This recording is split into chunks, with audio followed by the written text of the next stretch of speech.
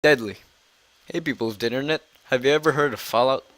No, not the famous video game series, but the deadly and destructive aftermath of a nuclear explosion that can affect local, food, and water sources by poisoning them with lethal doses of radiation. But we're not going to talk about nukes today.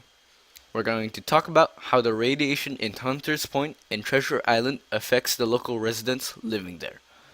But first, let's talk about what light waves or electromagnetic waves are. These are waves that can be measured with frequency from lowest to highest, and they have three things they can do, some of which are absorption, which means light can be absorbed, reflection, which means light can be deflected, and transmission, which means light can phase through stuff.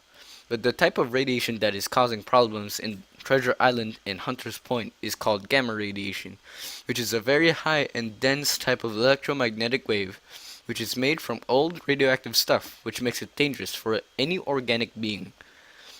And from the articles that I have seen and read, they have stated that battleships that held nuclear bombs in the Pacific had left nuclear waste in Treasure Island and Hunters Point, which is bad.